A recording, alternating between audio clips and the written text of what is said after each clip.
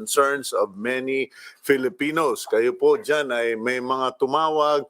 Some of you reached out to us concerning your passport issues. Meron daw po kasing mga senior citizens who have concerns about passport renewal kasi siyempre nga naman, yung mga bata below 18, bawal lumabas. Yung mga matatanda above 65, bawal lumabas. Paano naman daw sila magre-renew ng passport? And the truth of the matter is that many Filipinos, especially the elderly, after 8-9 months of constantly being bombarded by the message that you should stay home, that you said you should stay safe, etc., it finally has taken root in their minds and ayaw na nilang lumabas. So let's find out from our guest today, later today, later in the show, not today, but later in the show, we will be interviewing Assistant Secretary Neil Frank Ferrer of the Department of Foreign Affairs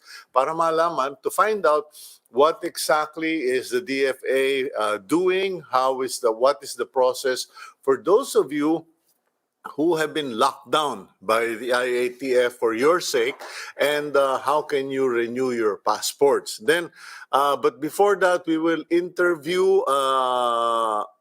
Under Secretary Rowena Guevara of the Department of Science and Technology. Kasi ang nangyayari po, there's this issue regarding sa, Sinopharm ba yun, yung Chinese vaccine maker. Kasi sila yung medyo mainit ang pangalan ngayon. They are the hot potato in the Republic regarding vaccines. And judging from what I've heard in the news or what I've read, is that parang close open, para silang lulubog, lilitaw, palitaw, in the sense that they're supposed to do clinical trials and then they decided not to do clinical trials. They're supposed to be applying for emergency use authority for their vaccine, and then suddenly they're saying they recognize na sa amin abroad, etc. And it seems that they initially did some inquiry cooperation with the DOST, pero biglang naglaho, parang bula. Let's find out later from Usec Rowena Guevara of the DOST what's going on and what is the DOST doing in terms of vaccines. Now, later in the show, we will also interview my fellow columnist in the Philippine Star and businessman Andrew Masigan, because who's a regular in agenda. Kasi marami pong restaurant si Andrew. Alamin natin, ano ba, may buhay ba ang pagre-restaurant? May buhay, may pag-asa ba silang mga negosyante? Or medyo matumal at masama ang kanilang pakiramdam? Let's find out from Andrew Masigan. But first, let's go to the front page of the Philippine Star. The Senate, the Bureau of Customs, and the National Bureau of Investigation are set to pursue their respective investigations on the inoculation of COVID vaccines on members of the Presidential Security Group or PSG.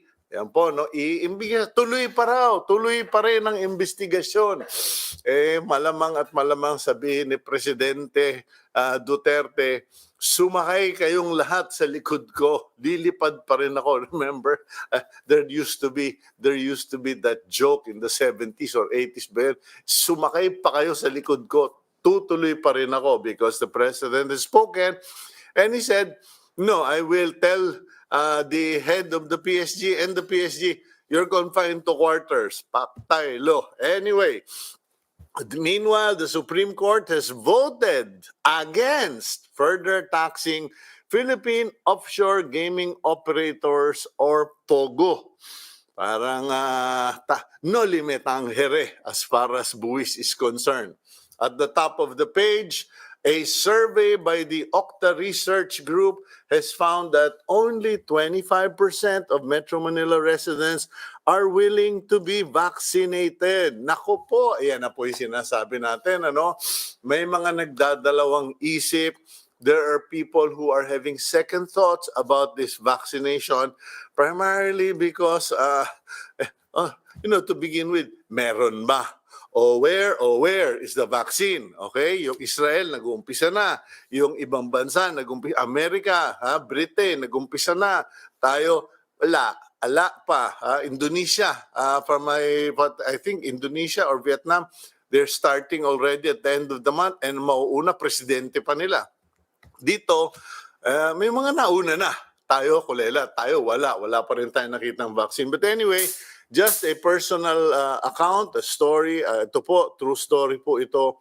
A friend of ours was scheduled. He's a nurse in America. He was scheduled for vaccination 2 weeks ago. Nag-decline, sabi niya, teka, I will wait. I'll wait for further proof that it's okay, that it's a stable vaccine. Kasi nga naman nag-pre-med ba yun, or nursing. Ayun, and we're praying for him, but right now he's in the emergency room. He's a family friend, and we hope that he survives COVID-19. So yung sa mga nagdadalawang isip, ako po, pipila ako pag may vaccine na kasi mahirap din itong pates ka ng pates tapos hindi ka nakakasiguro. Every time you have a cold, you have a cough, you don't know if you have COVID. In any case, let's move on with the front page of the Philippine Star. Speaking of vaccines, the Food and Drug Administration, or FDA, says it can grant compassionate special permits to small groups like the PSG. Yun naman pala pwede naman palang magbigay ng special permit. Ba't hindi mo na inuna yung special permit? Tsaka hirap yatang pumalag, Presidente nagtatanong sa'yo. In any case, mahirap na yung pilosopo, baka mapagalitan tayo ng tatay. In other news, President Duterte signs Doktor para sa Bayan Scholarship Law. And there are also other laws that the President signed. Medyo hanapin nyo na lang yan sa front page ng Philippine Star. Actually, I think that's the good news for the day.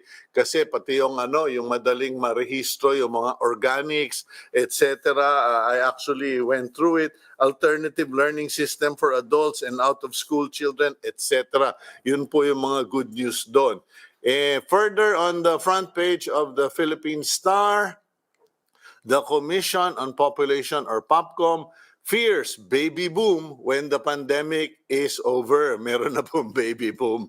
Hindi po pagtapos na yung pandemic, ngayon pa lang bumuboom na yung mga hospital sa mga maraming pinapanganak na bata. Ayan 8-9 months, what do you expect? Walang magawa, nakakulong sa bahay, dadami pa. Okay, on the issue of the ABS-CBN franchise, the palace is leaving it up to Congress. So, up to Congress to follow the palace. And PNP chief tags the flight attendant death case as solved. Yun po yung panira ng araw. Sinabi raw po ni PNP Chief De Bolchinas na solved na yung kaso ng pagkamatay nitong flight attendant. Kasi meron na silang naarestong 3 at kinasuhan, may hinahanap pa silang 8. Pero na-solve na ba kung paano ba talaga namatay?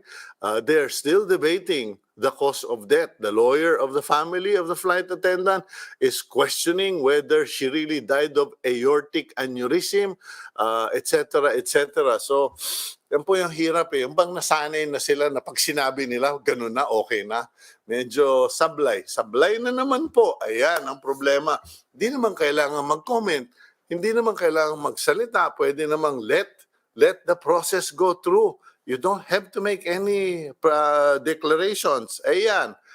Nag-preemptive statement. Ewan ko po. Anyway, let's go to the Undersecretary for Research and Development at the Department of Science and Technology. She also served as the first woman dean of the UP College of Engineering. Buti pa siya, nag-dean siya ng engineering. Yung iba sa amin, gingineering.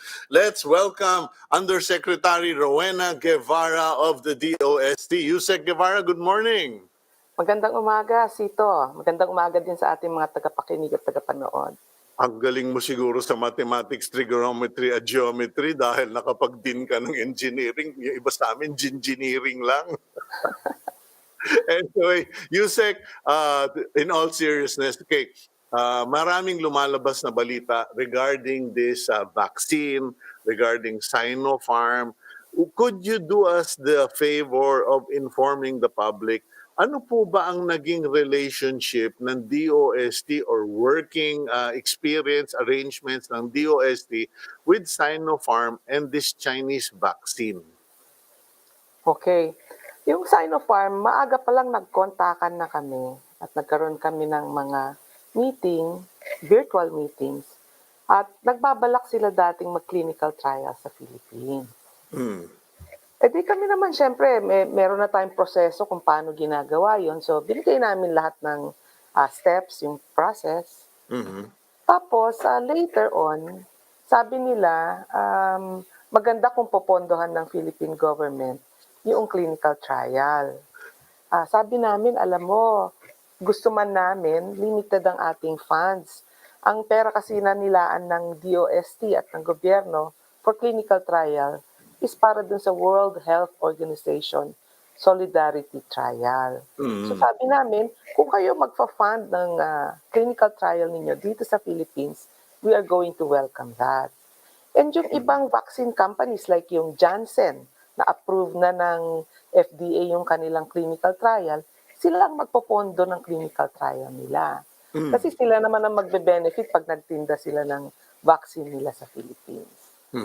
So after that, we heard from two companies that represented themselves as the Philippine representative of Sinopharm. Sabi namin, parang malabo to na dalawa yung representative. Isa lang dapat. So we sent a letter to Sinopharm but they never replied kung sino yung doon sa dalawa. Were That was you the end of it.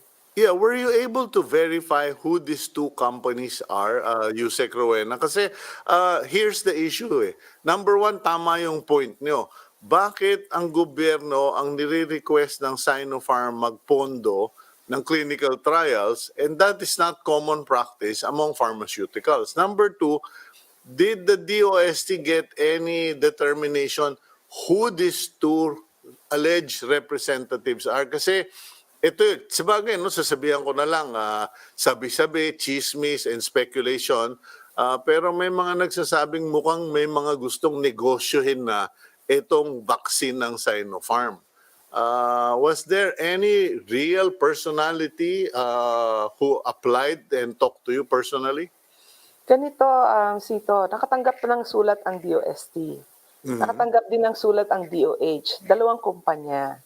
Eh, meron naman na kami coordination ng DOH, Department of Health. So, we exchange notes. Lumalabas, na-realize namin na dalawa nga yung kumpanya. Kaya dali-dali kaming sumulat sa Sinopharm at dun sa Chinese embassy nila dito. But wala, hindi niyo na na-verify kung tunay ba itong mga companies na ito? Because Ay, tunay sila, Cito. tunay naman, ang hindi company. sila yung Oo. 295, ha? Hindi naman fly-by-night, oo. Okay. Tunay naman, except that, malabo na dalawa ang representatives ng isang company. Correct. Kaya, dumiretso na kami sa Sinopharm at tinanong, sino ba dito sa dalawa? And they did not reply to our letter, DOST's letter. Okay, now what about I picked up something a few days ago, 2 days ago to be exact. May na-pick up ako na parang gustong mangyari nung Sinopharm, wala ng clinical trials at saka yung kanilang applications naman sa DOH. Of course, hindi nyo nasakop yon. Yung EUA. EUA nila, Emergency Use Authority, parang sinasabi nila, hindi na namin tutuloyan kasi kinilala naman kami somewhere in the Middle East or something. Pwede ba yan? Paano ba ang proseso? Sito, sa pagkakaalam namin sa DOST, base ito sa mga meeting namin with DOH and FDA, anumang vaccine na gagamitin sa ating bansa, kailangan may approval ng FDA. Kahit na pumasa na yan sa lahat ng mga ibang bansa, re-reviewin pa rin ng FDA yan. Kahit ang re-reviewin ng FDA, iyon mismong galing dun sa approval nila sa ibang bansa, kailangan pa rin dumana sa batas natin yan. So if a company withdraws or decides not to pursue their application for emergency use authority, it is presumed that they have no authority. Yes. They did Okay. not apply for the emergency use authority. Mhm. Kasi FDA lang pwedeng mag-grant niyan eh. Okay, what about the USEC? What about the clinical trials? If a company does not hold clinical trials in the Philippines, does that mean they are not qualified to sell or distribute their products in the Philippines? Kasi yung mga ibang companies, hindi naman yata sila nag-clinical trials dito. Hindi naman required na Mhm. mag-clinical trials dito sa Philippines. Okay. Ang ano lang natin, gusto kasi nating makita yung effect sa ethnicity ng vaccine. Mhm. Siyempre, mas kampante tayo kung ginawa nila yung clinical trial dito sa Filipinos mismo ang Mhm. na-injectionan. Pero kung hindi nangyari yon, kasi pareho naman tayo ng ethnicity with Asians, Okay. so ang gagawin lang, re-require sila na mag-submit ng data ng clinical trial nila specifically dun sa mga kalahi natin. Kumbaga, kung naggawa sila ng clinical trial sa Indonesia, sa Indonesia, ay, Vietnam, or yes. Thailand, pwede yun. So pwede na yun, titingnan, i-review yan ng FDA. Mhm, mhm. Okay, So, now, as far as the DOST is concerned and as far as vaccines go, what is the DOST's mandate or current concern? Kumbaga, ano yung pinagkakaabalahan ng DOST regarding vaccines? Kasi medyo umiinit yung usapan eh. Kasi may mga nagsasabi, sabi kayo ng sabing may pera pero hindi naman, wala pang bakuna.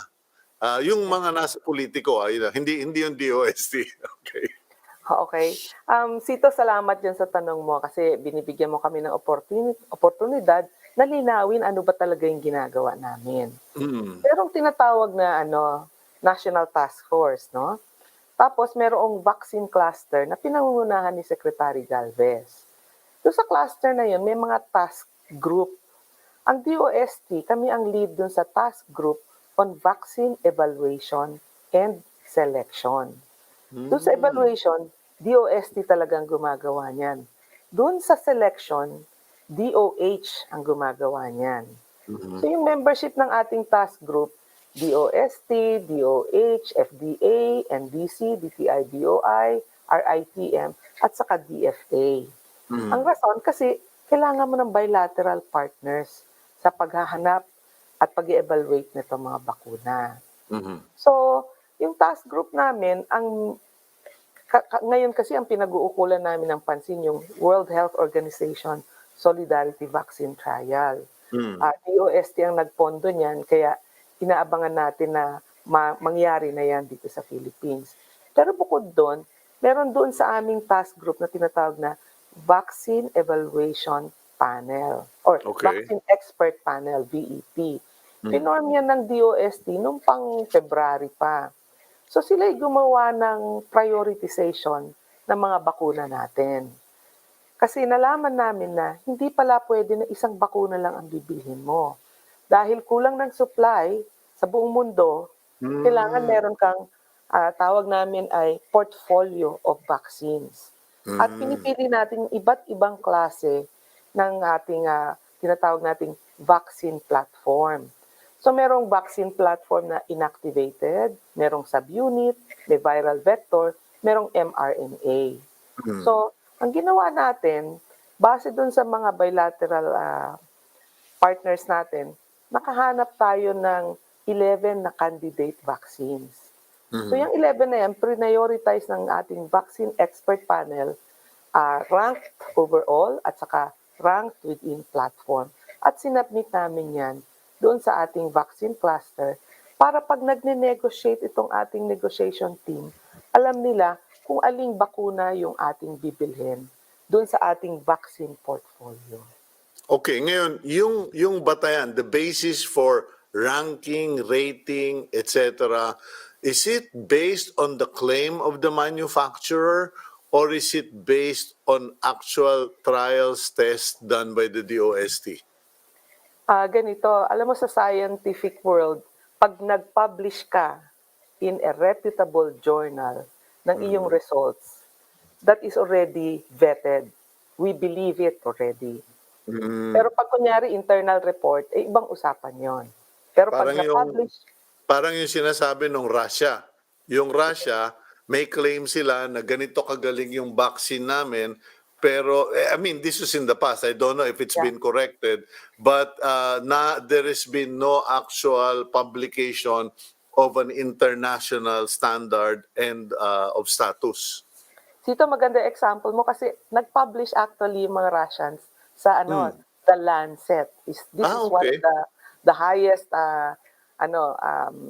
taas ang credibility na journal. So okay na Mm. yun sa Russia din. Okay Anyway, na. Mm. tinatanong mo yung prioritization natin. Yung una namin tinitingnan yung potential efficacy at saka safety based Mm. on phase 3 interim result or sa EUA nila. Kasi tinitingnan namin kung yung kanilang emergency use application or authorization ay na-issue ng tinatawag nating stringent regulatory administration. May Mm. listahan yan sa buong mundo kung ano yung mga SRA. Yung pangalawa naming tinitingnan, yung safety based on phase 1 saka phase 2 clinical trial, yung immunogenicity or potential efficacy. Tapos yung last naming tinitingnan, syempre yung technology platform, yung vaccine implementation, ano yung dosing schedule, ano yung cold chain, at saka lastly, yung track record ng kumpanya. First time Mm. ba silang gagawa ng bakuna o dami na ba nilang na-produce na bakuna in the past? So based on that, we were able to rank the vaccines. And based on our ranking, yun yung pinurso ng ating negotiation team. Okay, may mga lumabas na balita na may mga nabakunahan daw pero tinamaan pa rin. And mind you, I'm not an anti-vaccine, I'm pro-vaccine. Pero we have to put it there. And then the claim was kasi ang vaccine naman daw maximum na yung 95% or 97% efficacy or whatever. Hindi po ako scientist, ano? Pero parang ang lumalabas, lahat ng bakuna magaling pero iba-iba yung kanilang bisa o galing. Meron 50%, meron 60, merong 95. Could you explain that to us, Usec? Sito tama ka, yan nga ang rason kung bakit nagko-conduct tayo ng clinical trials. Imagine mo, may pre-clinical trial sa hayop. May clinical trial phase 1, phase 2, at phase 3. Yung phase 3, mga 30,000 tao ang ini-injectionan. Tapos binabantayan yan. So ngayon, yung pag ginawa natin sa Philippines, yung ating vaccination program, una, magkakaroon tayo ng pag-i-explain doon sa babakunahan. Kasi bagong technology at saka bagong bakuna itong susubukan natin, kaya nga emergency use application or emergency use authorization ito. Ngayon, yung sinasabi mo na merong nagkakasakit, merong hindi, lahat yan babantayan natin. Meron tayong tinatawag na surveillance. Pag nag-inject ang ating mga tao sa DOH at saka yung mga iba nating kasama nitong mga bakuna for COVID-19, babantayan nila yung mga in-injectionan. Titingnan kung merong adverse effect at titingnan kung kailangan silang dalhin sa ospital. At titingnan din kung gaano ka-effective siya sa ating mga Pilipino. Mm. So, ang tingin natin kasi yung emergency use application or authorization, binibigay yun na hindi pa completely finish ang study ng bakuna. Tandaan mo, mga bakuna natin usually 7 taon na dinedevelop bago gamitin. Kaso, nasa pandemic tayo eh. So, wini-weigh natin yung risk versus yung magiging benepisyo nito sa atin. Kasi hindi tayo makabukas ng economy hanggat hindi tayo makapagbakuna ng maraming tao. Kaya ginagawa natin. So yung mga may agam-agam tungkol sa mga adverse effect ng mga bakuna, meron pong mga datos tayo dyan. Kaya alam po ng ating healthcare workers, pag nag-umpisa na tayo ng mass vaccination, kung ano ang dapat gawin. Okay, now, dun sa mga tinesting nyo, kasi alam mo, ang Pilipino napaka-brand loyal. At tapos, kahapon meron pa ngang mga tiga Ilaga, Isabela na based sa Amerika. Uh, Ewan ko, Amerika ba yun o UK? Nako, ako nasisinto-sinto na eh. Sinabi, nag-video siya, nag-share siya ng video. Sabi niya, kung magpapabakuna kayo dyan sa Pilipinas, kailangan ang gamitin nyo yung Pfizer kasi ito yung the best. Siya, medical, medical frontliner siya. Yun yung pinopromote nila. Ngayon, tayo mga Pilipino, meron naman tayo mga brand preference eh. Doon ba sa mga clinical trials na ginawa nyo or review, actually review I think, no, ng mga vaccines, sino ba yung nag-top 3 or nag-top 5? Ganito po yan. Ang binigay kasi namin portfolio. Aha. So binigay po namin yung 11 na pangalan sa ating vaccine cluster. Ang rason po kasi, sa panahon ngayon, sinisiguro po ng ating vaccine expert panel na yung 11, Mhm. pasado po yan sa safety at efficacy bago po yan nirekomenda sa ating negotiation team. Mhm. So, to answer your question, all the 11 are very good for us. Would you be able to recall, excuse me, would you be able to recall who the 11 brands are? Kasi talagang mukhang it's come down to that eh. Opo Who are the, naman, ito yung aming mga binigay, ano. Sa Mhm. inactivated, in no particular order, no. Sa Yeah. inactivated, we gave Sinovac, Sinopharma, Bharat Biotech. Doon sa subunit, Anhui, Novavax, saka Clover. Doon sa viral vector, Janssen, Gamaleya, AstraZeneca. Doon sa mRNA, Pfizer at saka Moderna. So yun yung ating 11 na nirecommend sa ating vaccine cluster. Ano yung pagkakaiba po ng mga, may mga binabanggit mRNA, merong, ano ba yung pagkakaiba niyan para lang dun sa mga kaibigan nating curious? Yung pong kakaibahan niyan ay yung technology na ginamit para dun sa bakuna. Hindi po ako eksperto niyan, kaya hindi ko po ma-explain ng masyadong maganda. Ang Okay. masasabi ko lang sa inyo, yung inactivated, yun po yung traditional. Yan po Mhm. yung mga bakuna na ginagamit na natin for a very long time. Yung Mhm. viral vector, ginagamit na din po yan. Yan po yung ginamit sa Ebola. Tapos yung subunit, nagamit na rin po yan. Yung mRNA, yun po yung bagong technology. Mhm. Yung bagong technology, mukhang naging controversial yan eh kasi parang ginawa pang Google fake news yan tungkol kay Bill ano yan kay Bill whatever his name is yung billionaire ano Bill Ah, Gates, Bill Gates no na sinasabi na pag kayo nagpabakuna niyang mRNA na yan magkakaroon na ng pagbabago yung inyong genes etc. Are you confident with this mRNA technology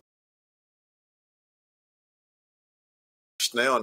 But this new one, how stable is this new technology?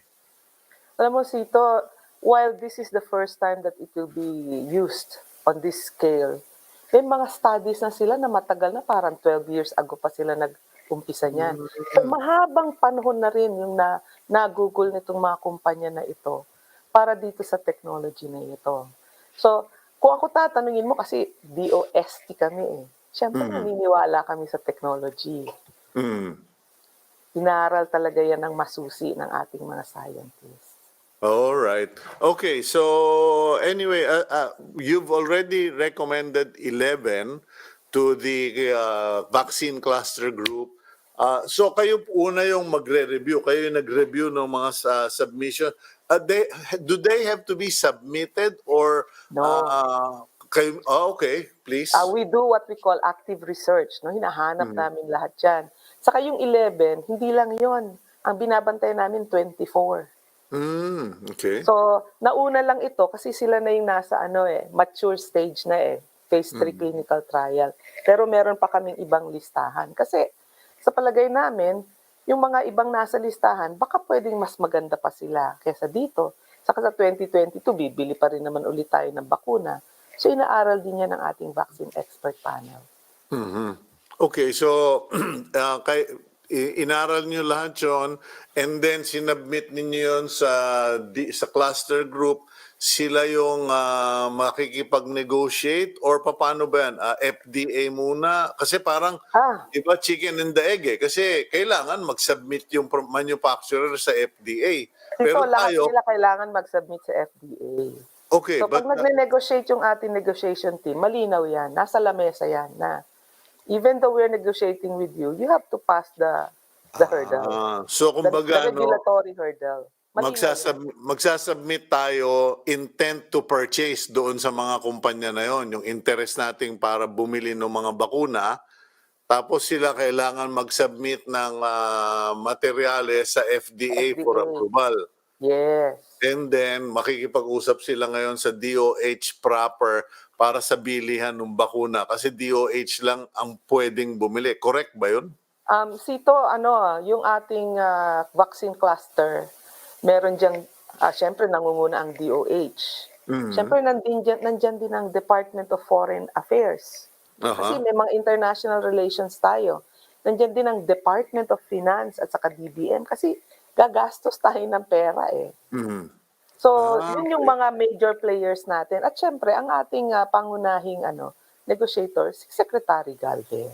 Mabuti na lang nakausap ko kayo, Usec, kasi talagang medyo, syempre, as a journalist, as a broadcaster, I am only mirroring and mouthing the concerns and thoughts of the audience and the general public. Kasi sa mata at sa isip ng mga tao, parang hello, sabi kayo na sabi, may pera dyan eh. Ba't hindi pa tayo mamili ng vaccine at magbakuna? Mabuti na explain mo, Usec, na hindi simple yung proseso at marami palang member yung vaccine cluster na yan.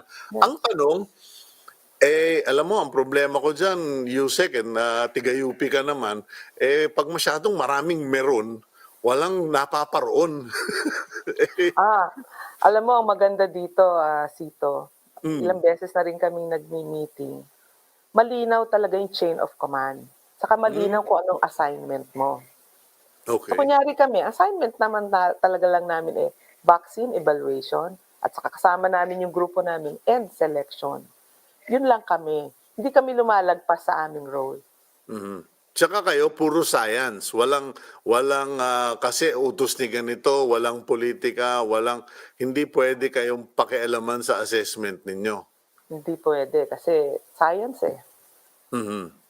Okay. Well, Yusek, medyo marami talaga kaming natutunan sa inyo, and that's why I'm really glad that we were able to connect with the DOST last year, and this will be, we hope to be a continuing relationship, and all for the purpose of informing our public. Maraming salamat po sa oras nyo, at ang dami, maski na ako, ang dami kong natutunan ngayong umaga, Yusek. Maraming salamat din, Sito. Okay, thank you, Usec, Rowena Guevara, and God bless you, ma'am. Okay, yan po si Usec Rowena Guevara. Maganda po yung kanyang mga nilinaw, her explanations regarding first, regarding Sinopharm. Number two, the fact that regardless of who and what you are, you still have to submit your samples and your studies to the FDA, Food and Drug Administration. And once the FDA gives you approval, then the vaccine cluster, can undergo the process of ordering and procurement.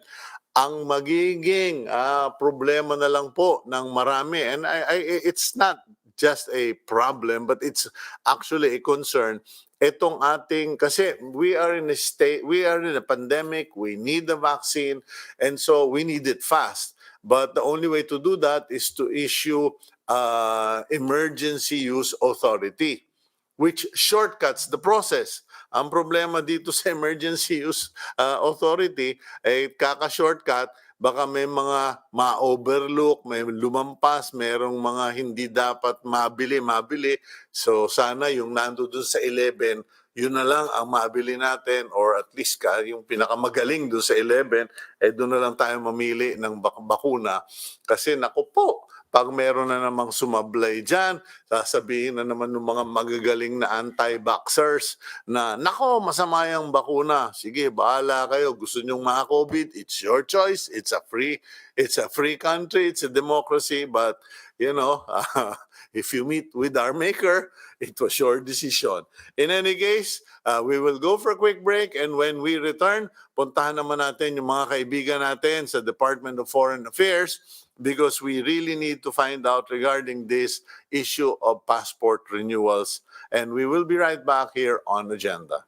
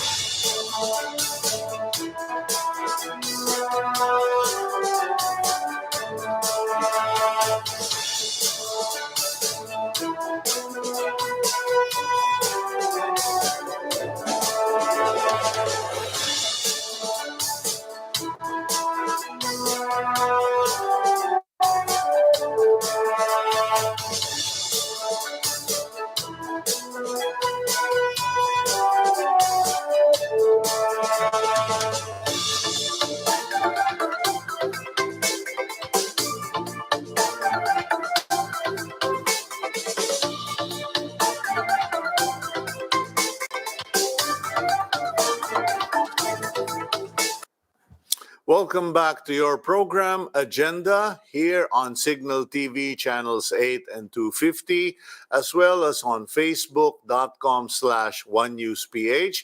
And you can also search for us on YouTube. Just type in One News PH. I'm your host, Cito Beltran, and we continue with today's agenda. And our next topic or next agenda has to do with passport renewals, particularly for those below 18 and above 65 individuals who are not allowed outside of residence. So let's find out.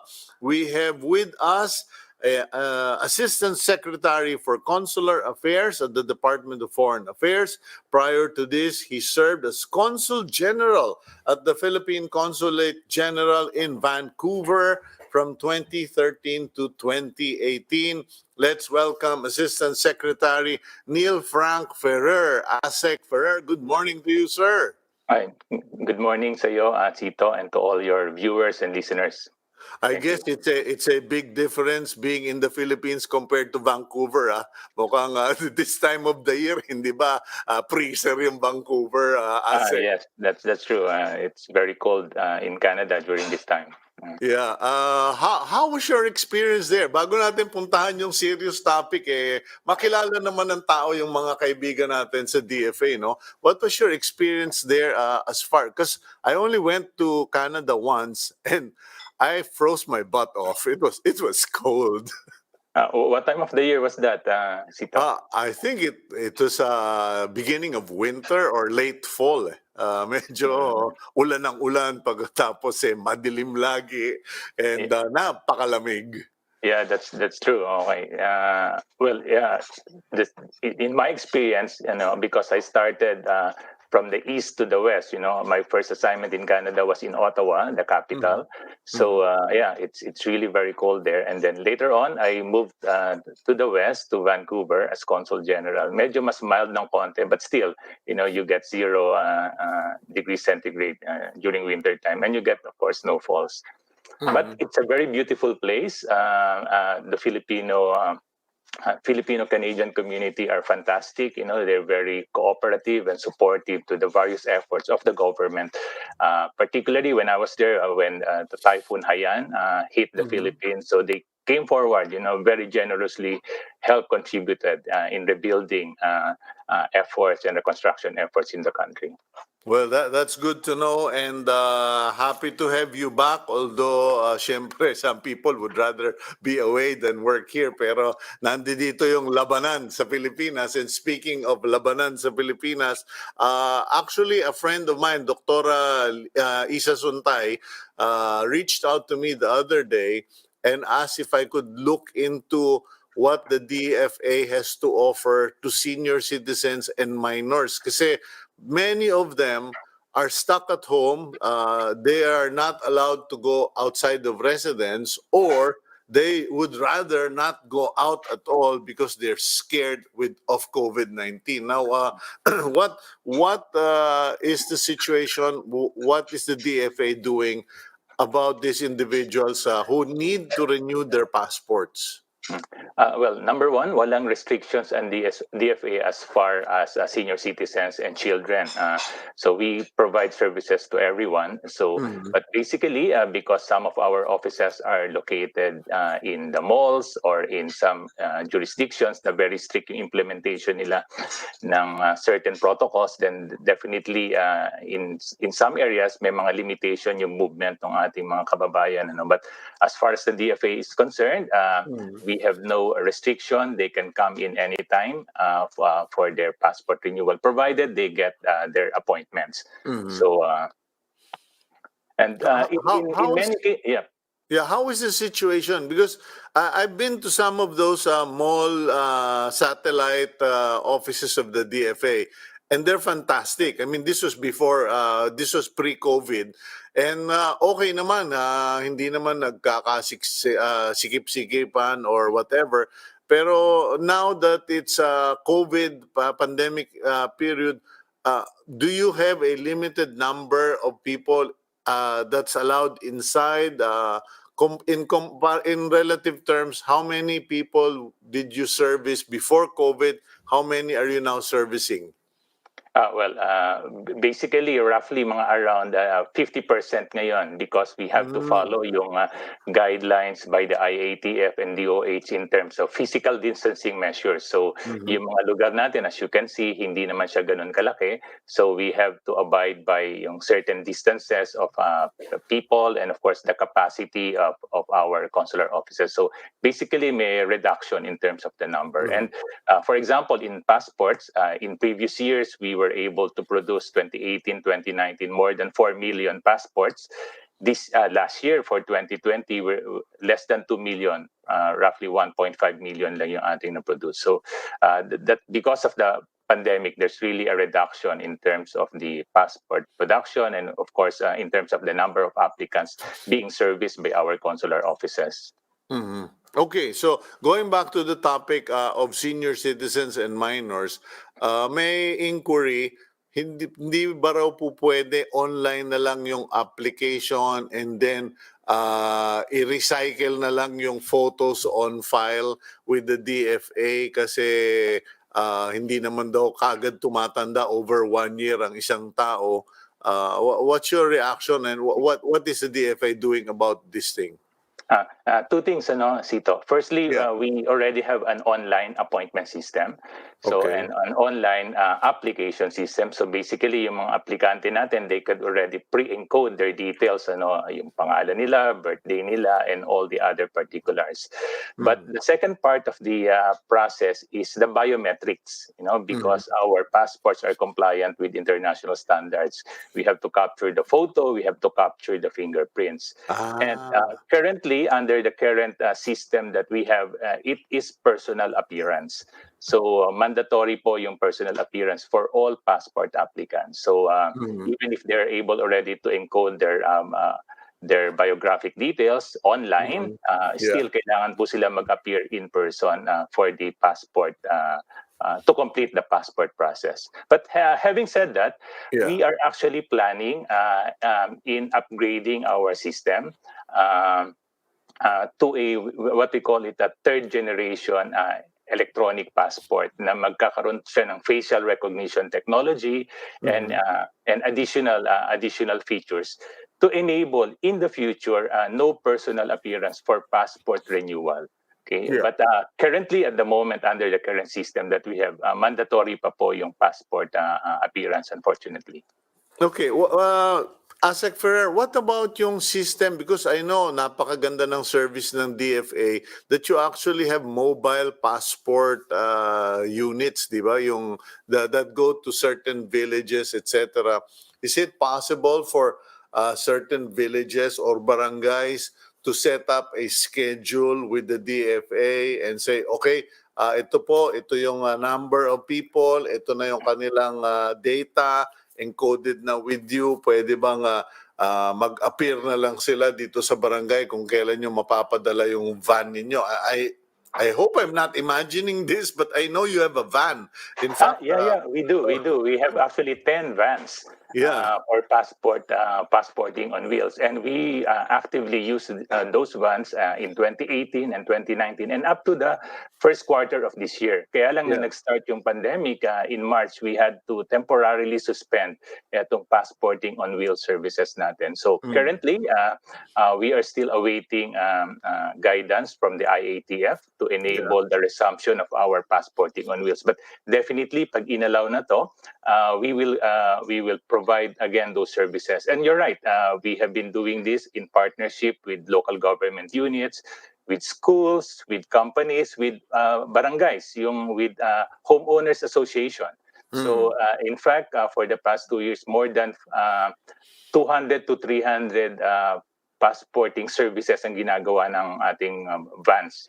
So Mm. practically every week, meron tayong van providing such services all across the country, and not just here in the NCR.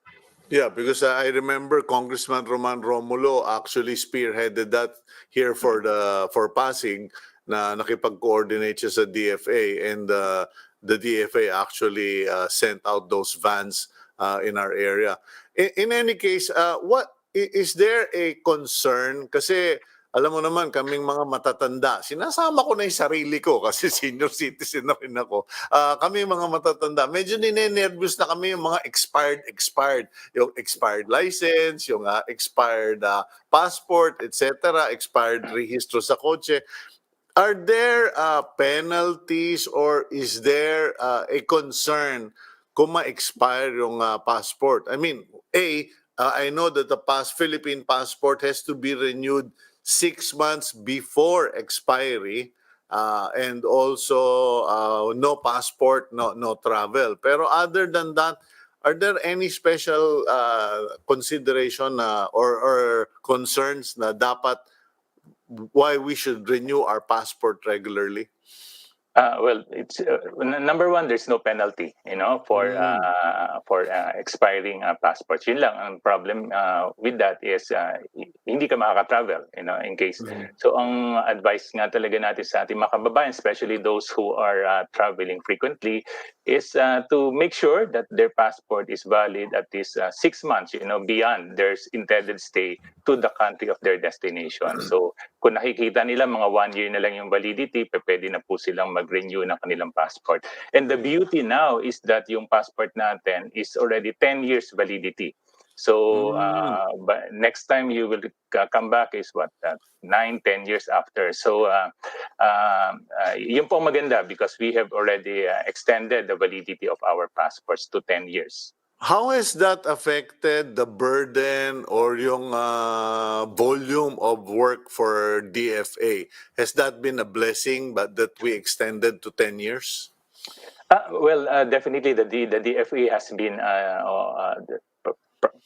primarily driver of that one, the longer validity for our passports for the benefit of our people, So but what we have seen, what we have seen since the 10-year validity was implemented in 2018 is patuloy pa po yung pagtaas ng ating passport applicants, except last year because of the pandemic. So because definitely many of our people,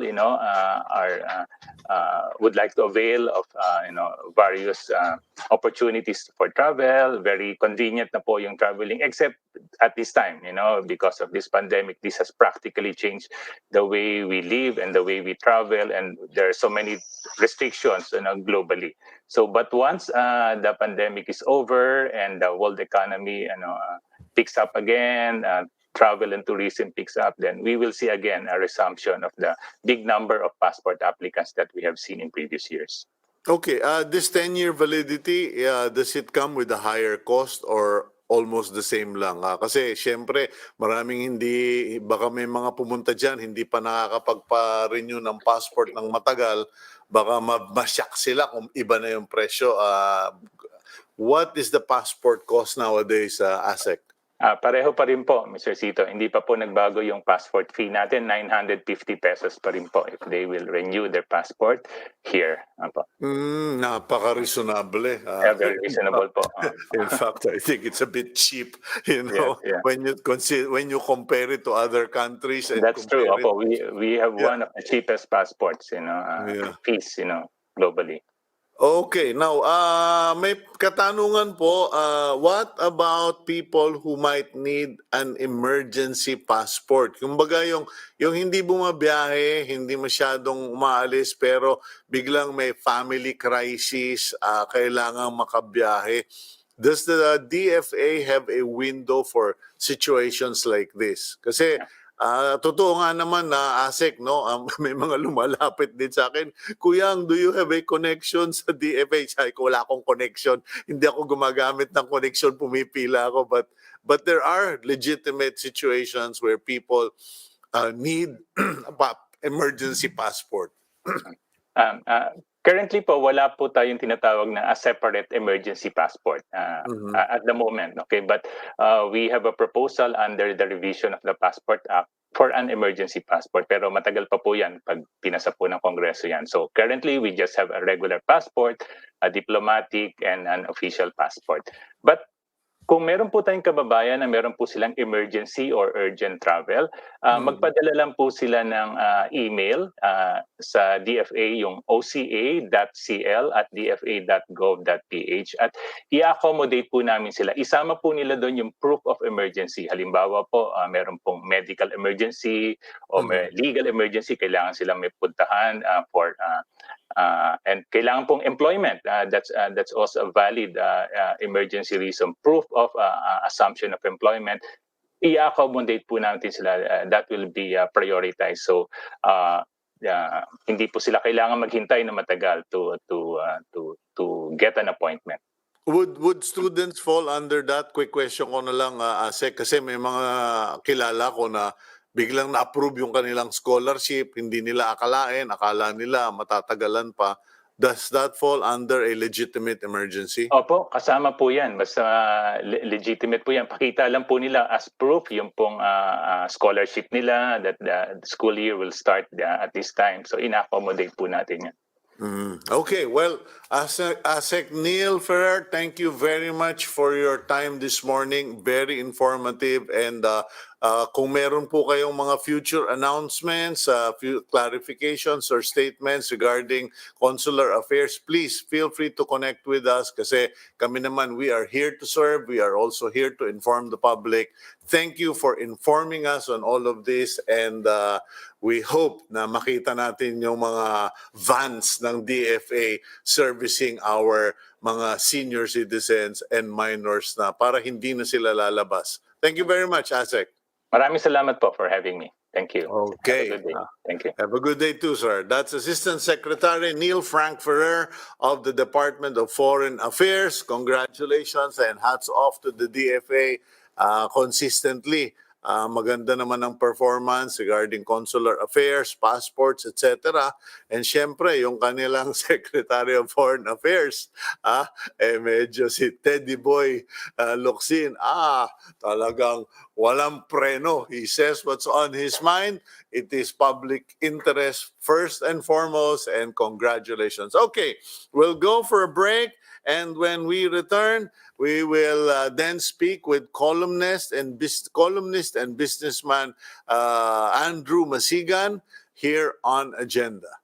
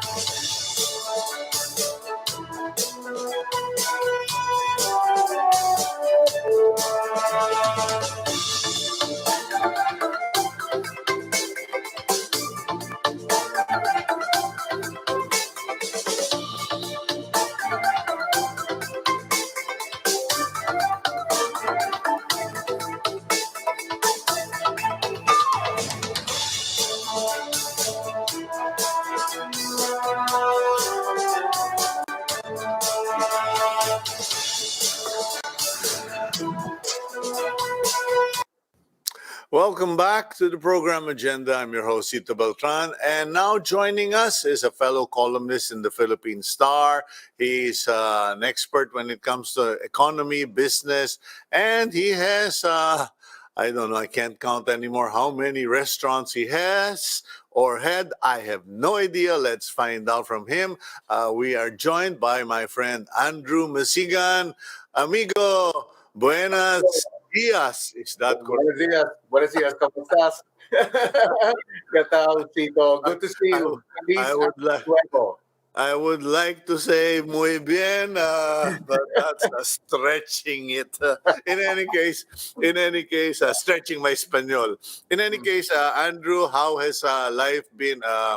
I was sincerely worried for you as a restaurateur in 2020. And I was saying to myself, I don't know how my body is going to survive this blow.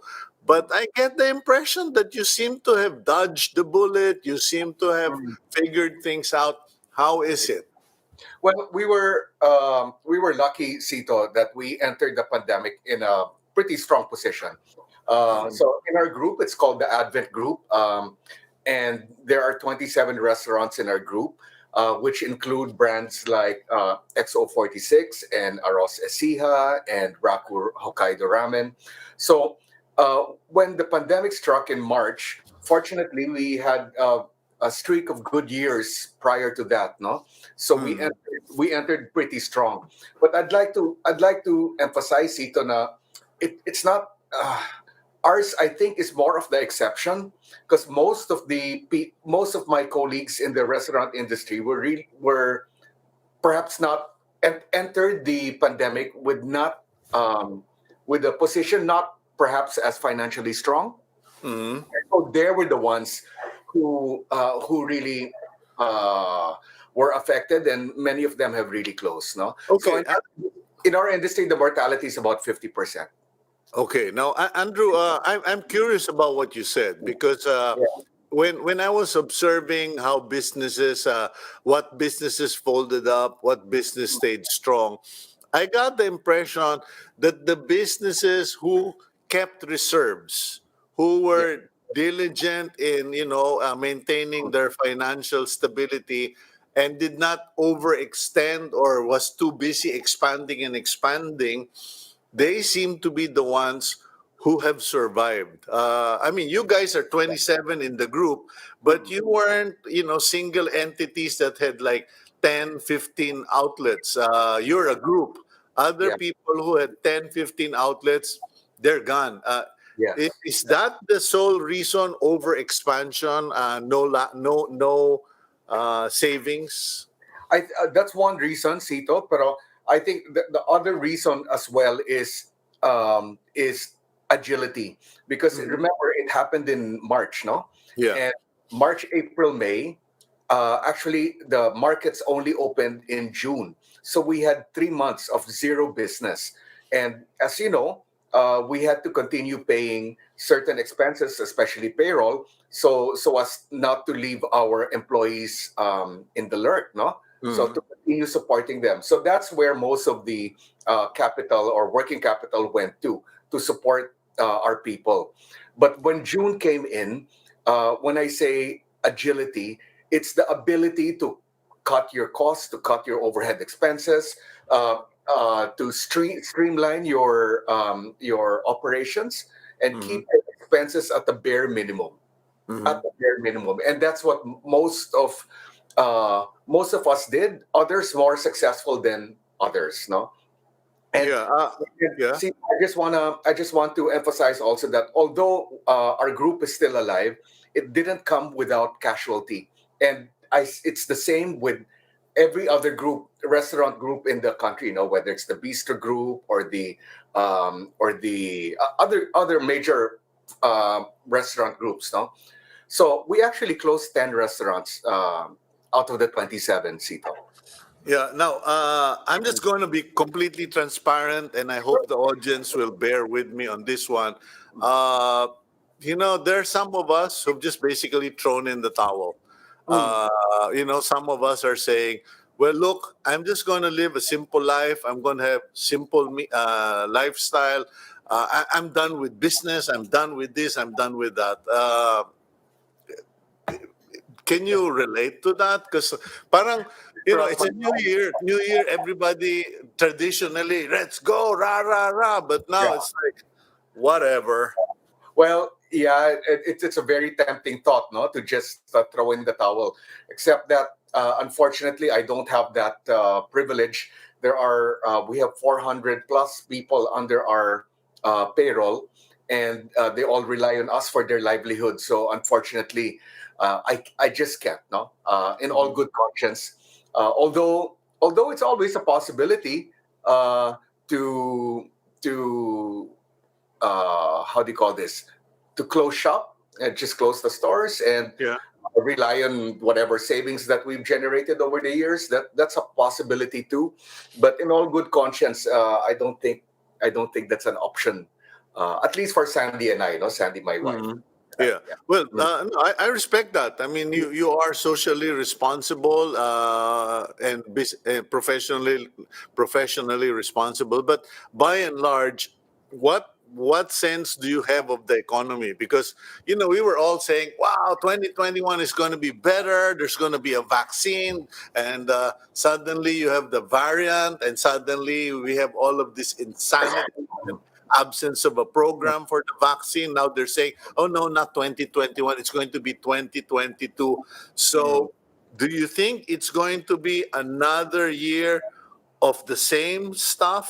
God forbid it's going to be another year of all the bad luck and tribulations.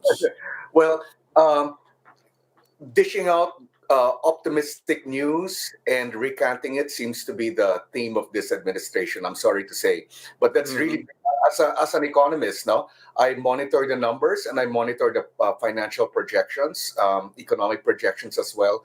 And since the second quarter of last year, that's been the recurring theme. No, it's always we're going to recover, or it's going to be a V-shaped recovery. We're growing by this much, and the reality isn't so. So to answer your question, Cito, how do I see the economy this year? Well, not the recovery will not be as vibrant as we are made to believe. Okay, so the government is saying that the economy should grow by 7.5% this year. Okay, but remember, 7.5% really doesn't.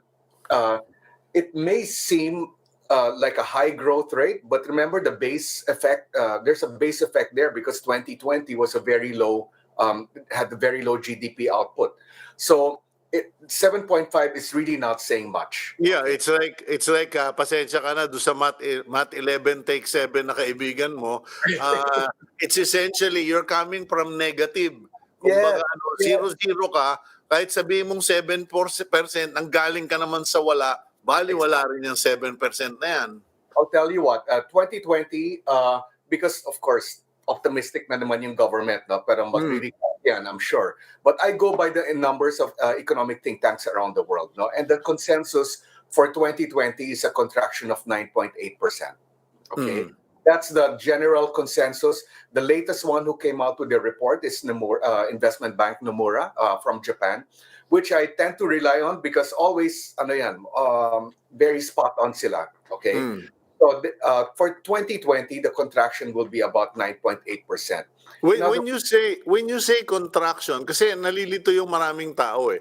Our general premise is 2020, wala tayong progress. There was no economic progress. Is that correct or is it wrong? No, it's not only was there no progress, but we actually shrank. The economy shrank. Let me put it in real terms. We ended 2019 with a GDP of 365 billion, más o menos, 365 billion.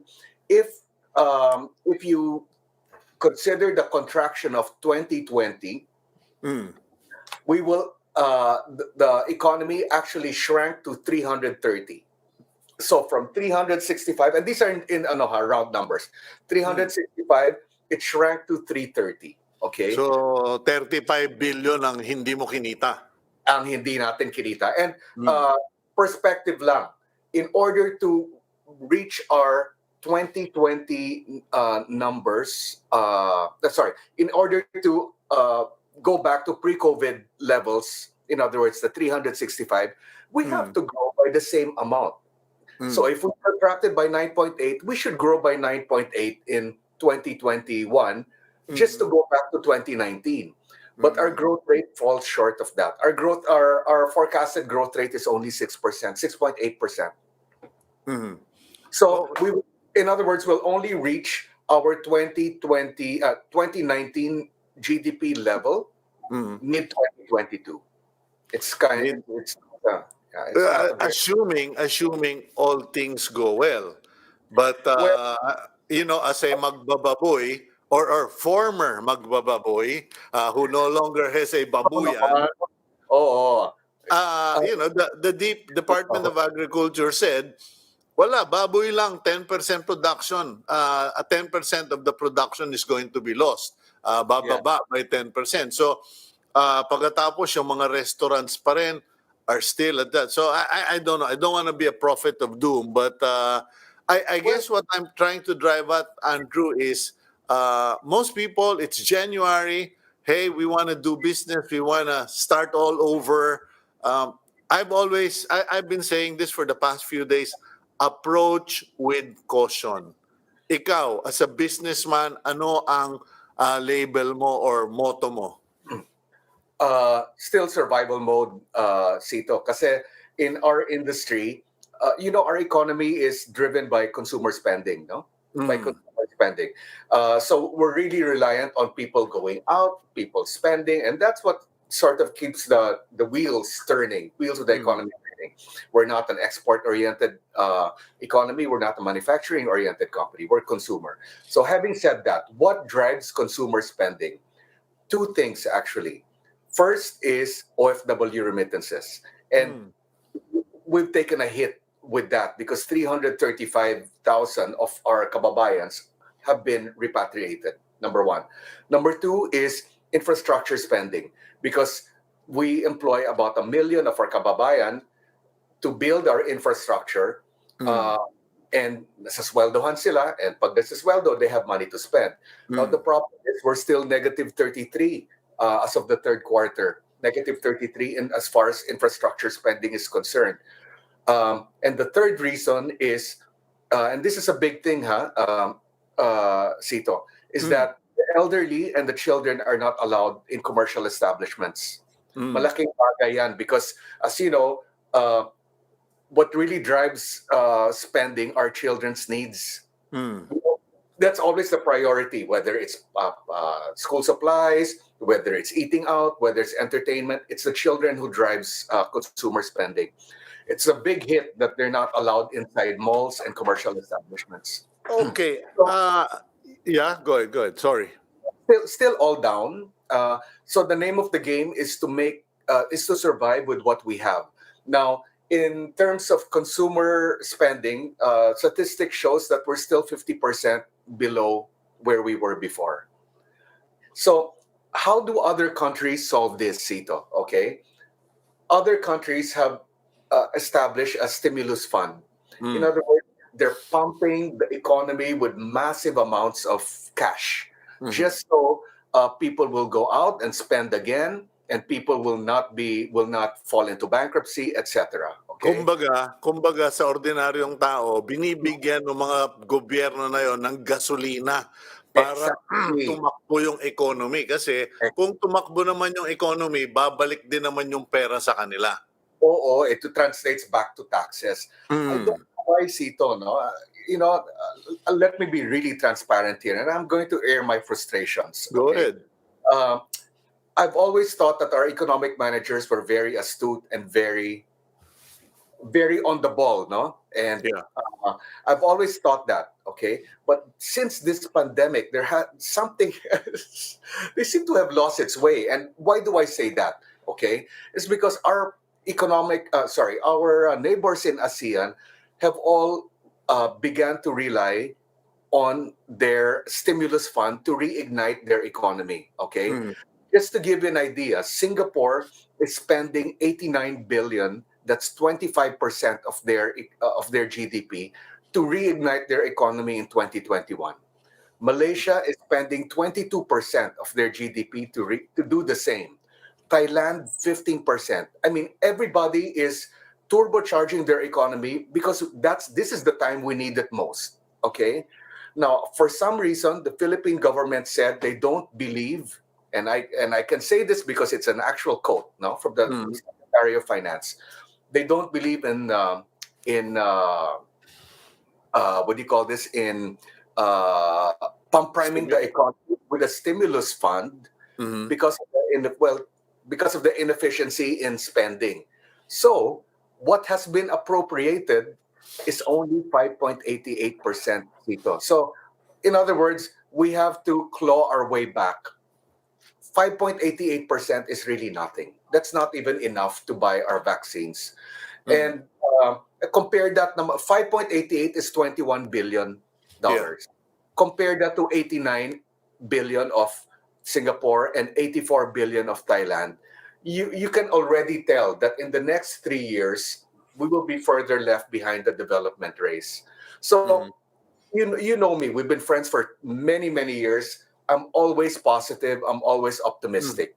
But these figures don't give me reason to at this point, unfortunately.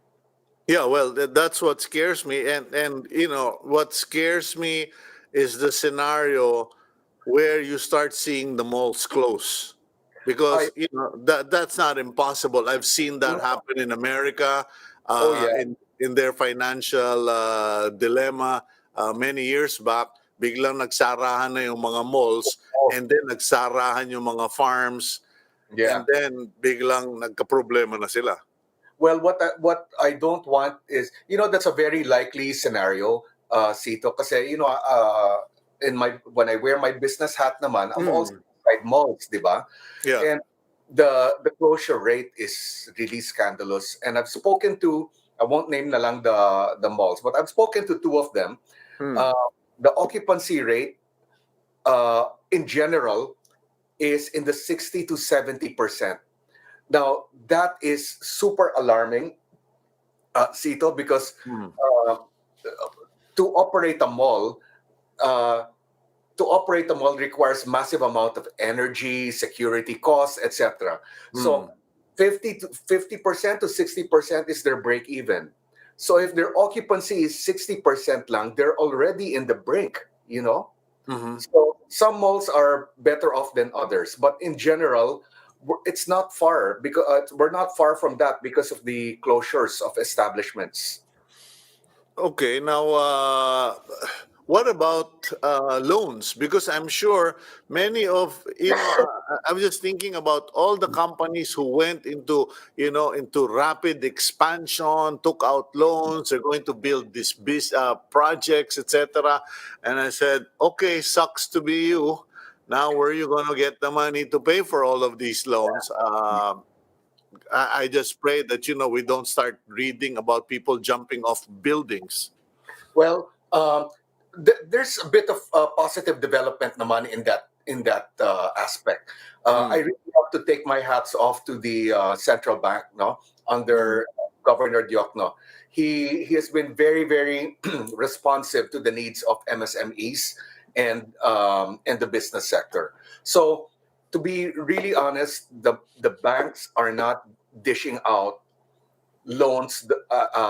They're not dishing out loans as liberally as they did before. Okay, yeah. because the risks are high.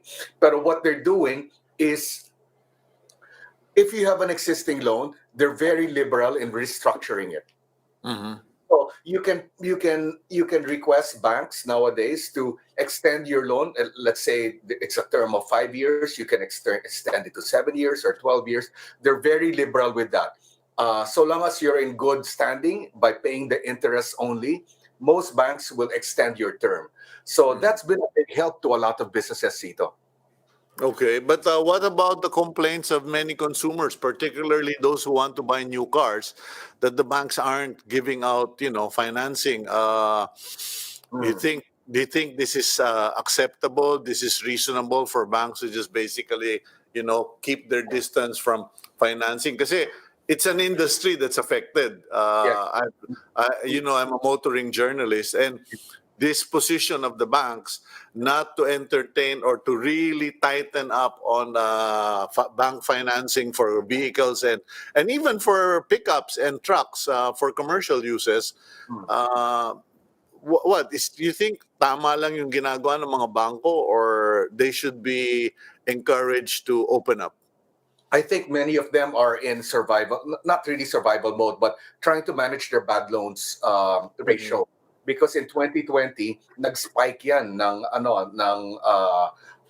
bad loans. Those who work from, those who exist from hand to mouth, if they were put in furlough or lost their jobs, they were unable to pay their amortizations. So this really caused a spike in commercial loan defaults. And mind you, not only cars, Cito, pero pati housing, ha? It's very prevalent in housing as well. So as a result, most banks ended the year with a very high non-performing loan ratio.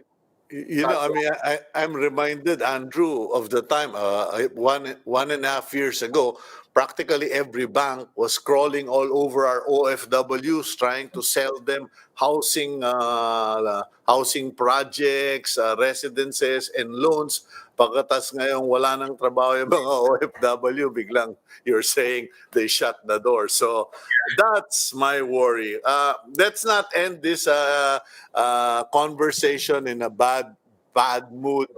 What's your suggestion to our viewers? What should they do? Because me, I just basically had to. I went to the Bible and I just asked God, to lift my spirit. Because if not, I'll throw in the towel. But what about you? What would you have to share with our viewers? Well, a lot of prayers. First, okay, two things for the country and for myself. For myself, a lot of prayers and just be diligent in managing your costs and managing your and trying to extract revenue wherever you can. And the name of the game is still survival. We're not yet in the growth stage and recovery stage. At least for most people in the consumer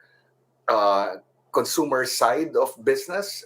In fact, even in manufacturing, pareho we're all still in survival. Now for the country, okay, the prospects are not very good because of the very low stimulus fund that we have. However, Cito, we're sitting on something that there's a quick fix to this, huh? And I've written about it in my column today, and that's the mining industry. Okay, I'm sure you know this, no?